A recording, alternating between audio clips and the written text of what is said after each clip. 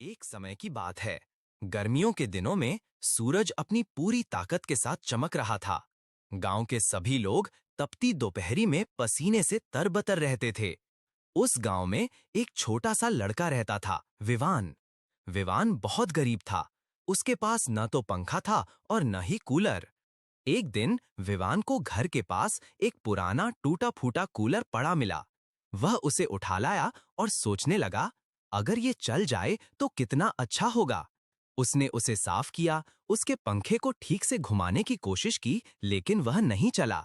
निराश होकर वह उसे अपने कमरे के कोने में रखकर सो गया। रात को जब वह गहरी नींद में था, तो अचानक उसे किसी की फुसफुसाहट सुनाई दी। धन्यवाद विवान। विवान चौंक कर उठा। देखा, वह पुराना कूलर चमक रहा था और उसमें से नीली सी रोशनी निकल रही थी। क कौन? विवान डरते हुए बोला। मैं हूं जादुई कूलर। तुमने मुझे प्यार से साफ किया, मरम्मत की कोशिश की। अब मैं तुम्हारी मदद करूंगा। विवान की आंखें चमक उठीं। तुम सचमुच चल सकते हो? सिर्फ चल ही नहीं सकता, मैं तुम्हारे चारों ओर ठंडी हवा और खुशबू फैला सकता हूँ। लेकिन एक शर्त है, मेरी ठंडी हवा सिर्फ वहां चलेगी जहां कोई नेक काम किया जाए। विवान ने खुशी खुशी हामी भरी।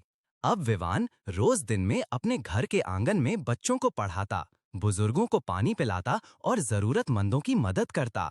जहां जहां वह नेक काम करता, जादुई कूलर वहां ठंडी सुगंधित हवा चलाता।